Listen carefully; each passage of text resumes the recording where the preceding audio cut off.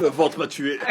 Le 12 janvier 2010, Haïti a subi un tremblement de terre qui a fait des centaines de milliers de morts et plus d'1,5 million de sans-abri. Et au final, qu'est-ce qu'ils ont eu? Un remake de We Are the World et quelques maisons construites, mais aussi rapidement qu'une maison bled. Aujourd'hui, on va voir ensemble comment ce qui aurait dû être la plus grande opération de reconstruction de la perle des Antilles s'est finalement terminé en une escroquerie et en un scandale international. Et évidemment, tout ça après générique.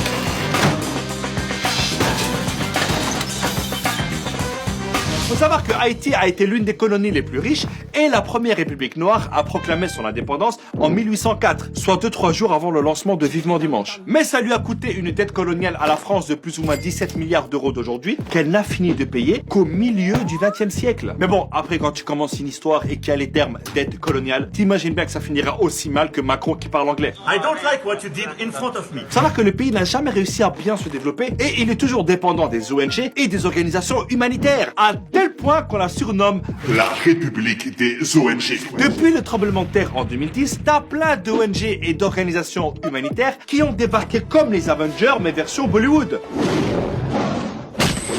Parce que t'en as plein qui ont fait des trucs sans logique, sans coordination, et énormément d'argent a disparu. Et croyez-moi, c'était pas la faute de Carlos Ghosn.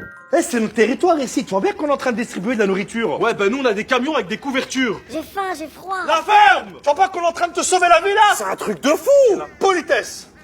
Bon, qui a faim? Qui a froid? Le gros problème aussi, c'est que t'as des humanitaires qui se sont crus tout permis. Les gars, on n'est pas à la police ici, hein. Il y a des règles. Par exemple, Oxfam avait des employés qui ont organisé des orgies avec des prostituées. C'est quand même triste pour une ONG reconnue pour son excellent travail. T'as aussi les casques bleus de l'ONU, censés protéger la population après le tremblement. Ben les mecs, ils ont apporté le choléra avec eux. Ça a fait plus de 10 000 morts et 800 000 malades. Et encore, il a fallu du temps pour que l'ONU reconnaisse son erreur. Et puis t'as des gentils ONG qui ont distribué de la nourriture sans penser aux agriculteurs locaux. Comment tu veux que le paysan vend ses légumes quand en face t'as un mec qui vend tout gratuit? Mais la médaille d'or du grand n'importe quoi revient à la Croix-Rouge américaine. Elle a recueilli 488 millions de dollars de dons jusqu'en 2015. Et elle a été accusée de n'avoir construit que 6 maisons. Les gars, Haïti, c'est un pays. C'est pas un Monopoly. T'as aussi l'agence américaine d'aide au développement qui a débloqué 2,5 milliards de dollars d'aide. Et bien sur tout ça, il n'y a que 2,6% qui a été versé directement aux entreprises ou associations haïtiennes. Le reste...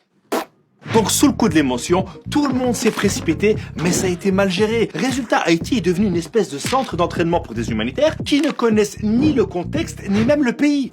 Tu savais qu'ils parlaient français ici? Bah ouais. Je pensais qu'en Afrique, on parlait l'africain, moi. Mais on n'est pas en Afrique, on est à Tahiti. Ah, mais toi, t'es vraiment nul en géographie. Hein.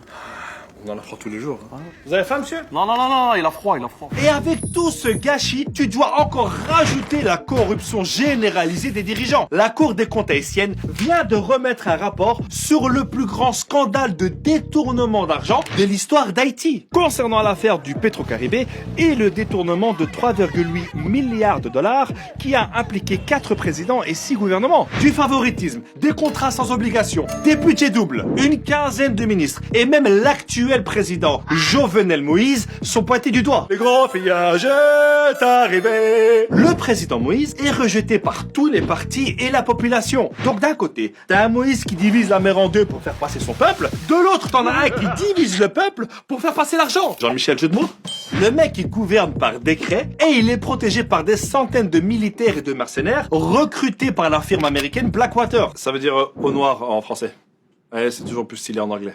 10 ans après le tremblement de terre et l'intervention internationale, le pays s'est encore plus appauvri et la criminalité a explosé. Le peuple haïtien proteste depuis 2 ans contre l'injustice et la classe politique corrompue. Ah, là-bas, c'est pas des gilets jaunes qui doivent être distribués, hein, mais des gilets pare-balles. Avant le séisme, Haïti était classé 149e sur 182 selon l'indice de développement humain. Aujourd'hui, malgré toute cette aide humanitaire, le pays est classé 168e. Et il y a toujours des problèmes d'insécurité, de maladies et il manque de tout. Je pense pour sortir de ça, il faudrait une vraie enquête. Et quand je te parle d'enquête, je te parle pas d'un sondage fait par des ONG à la sortie d'un métro, mais d'un vrai bail à l'échelle internationale pour savoir qui sont les responsables de ce pillage. Je pense que la France devrait aussi revoir son histoire et rembourser sa dette d'indépendance à Haïti. Ce qui, je pense, lui permettrait de s'en sortir un peu mieux.